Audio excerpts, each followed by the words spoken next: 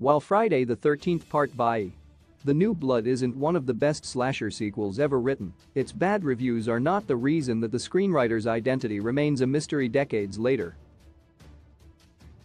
During the 1980s, the Friday the 13th franchise gained an impressively bad critical reputation.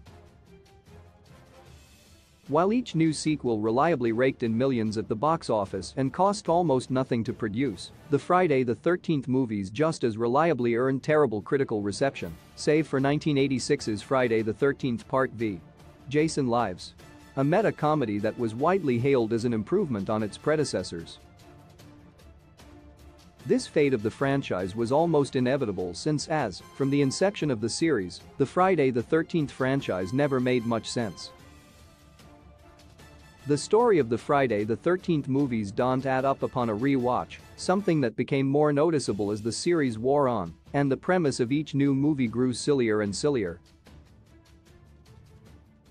With such terrible critical write-ups, viewers could be forgiven for assuming that the screenwriter of Friday the 13th Part VII, The New Blood didn't want their name associated with the project out of shame.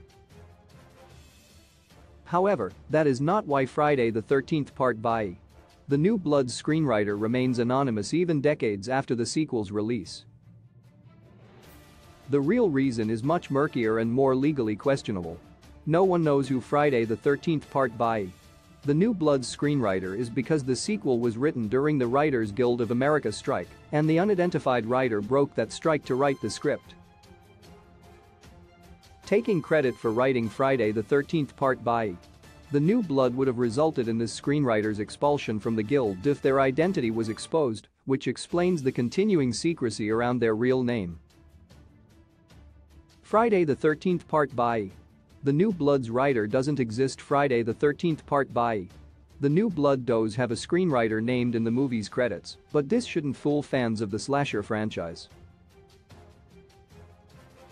Manuel Fidello is a pseudonym for the sequel's unknown writer, not a real person.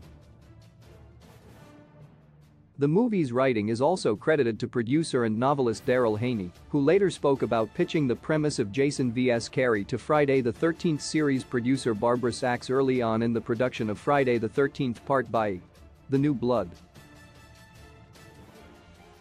However, Haney has never outed himself as Manuel Fidello, meaning there may have been two screenwriters working on the Friday the 13th sequel, and Haney might have only provided the idea for the movie's story. In any case, it is unlikely that the real name of Manuel Fidello will ever come to light.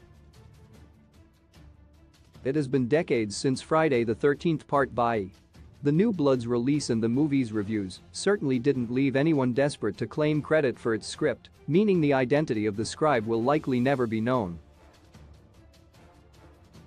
Unless an intrepid Friday the 13th fan wants to seek out the screenwriter who crossed a picket line some 34 years ago, the real writer of Friday the 13th Part VII, The New Blood will remain a mystery for good.